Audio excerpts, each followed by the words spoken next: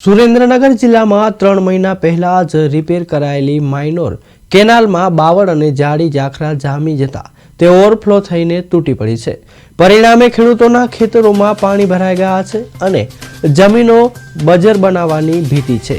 જીરું, ઘઉં અને ચણા સહિતના રવિ પાકને ભારે નુકસાન થયું છે। નબળા સમારકામ સામે ખેડૂતોએ કોન્ટ્રાક્ટર એજન્સી સામે સવાલો ઉઠાવ્યા છે, પરંતુ તંત્રના અધિકારીઓ જવાબ આપી રહ્યા નથી, જેના કારણે ખેડૂતોમાં ભારે રોષ જોવા મળી રહ્યો છે।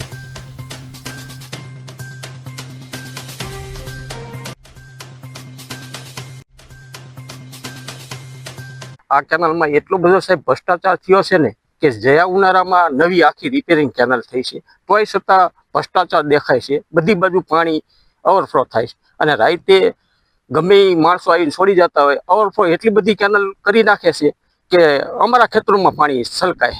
એટલે આની તંત્ર અને વાત કરી કે થઈ જશે રિપેરિંગ, પણ કોઈ જવાબ દે બરોબર। એ રિપેરિંગ કામની અંદર એવો ભ્રષ્ટાચાર કરેલો છે કે ખરેખર રીતે એની અંદરથી છે ને પાણી જમે છે, બાવરની જાડી એટલી થઈ જાય છે।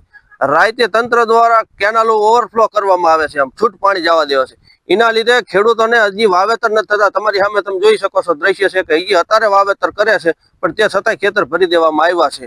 આ તંત્રની એટલી ઘોર બેદરકારી છે કે ખેડૂતોની જે કમર તૂટી જશે ચોમાસામાં, એના લીધે એની હોય કે રવિ પાકનું વાવેતર કરીને આની અંદર આપણને થોડું ઘણું વળતર મળે, પણ એની અંદર તે આ કેનાલો ઓવરફ્લો થતા ખેતરોમાં પાણી બેટમાં ફેરવી ગયા છે।